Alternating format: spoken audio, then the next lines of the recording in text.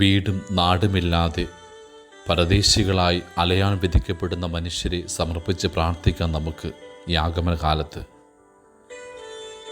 ഭവനരഹിതനായി ജനിച്ച് പരദേശിയായി അലയാൻ വിധിക്കപ്പെട്ട ഒരാളല്ലേ ക്രിസ്തു. ഇടതടവില്ലാതെ യാത്രയിലായിരുന്നവൻ, അമ്മയുടെ ഉദരത്തിലായിരിക്കെ വീട് നഷ്ടപ്പെട്ടവൻ, ബത്ലഹേമിലേക്കുള്ള സഞ്ചാരവേളയിൽ കാലിത്തൊഴുത്തിലാണ് പിറന്നു വീണത്.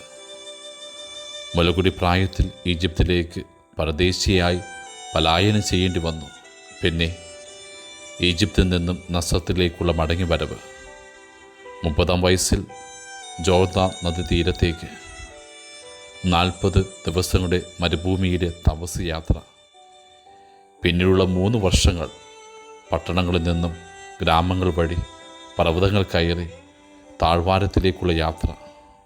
ബത്സയിദായിലും ബദന്യായിലുമൊക്കെയുള്ള അലച്ചിലുകൾ.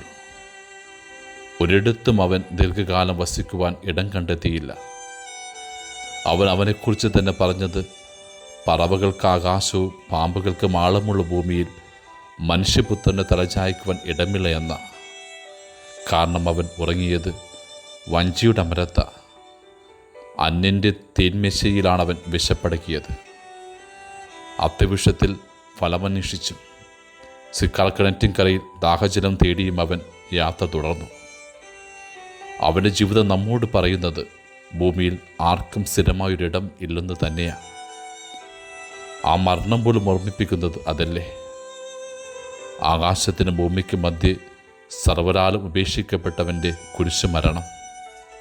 ഒരു നാൾ ഉപേക്ഷിച്ചിറങ്ങേണ്ട കാര്യങ്ങൾ മുഴുകിയാണ് പലരും ജീവിതം പാഴാക്കുന്നത്. കാലത്തിന് തകർക്കാനാവാത്ത മഹാമന്ദിരങ്ങൾ പണിയുന്നവരും വരും തലമുറക്ക് കൂടി സുഖജീവിതം നയിക്കുവാനുള്ള സമ്പത്തുകൾ ശേഖരിക്കുന്നവരും മറന്നു പോകുന്ന ഒരു സത്യമുണ്ട്.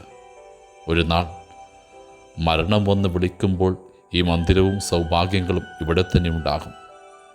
നാം മാത്രം എല്ലാം വിട്ട് പരദേശിയായി അലയേണ്ടി വരും.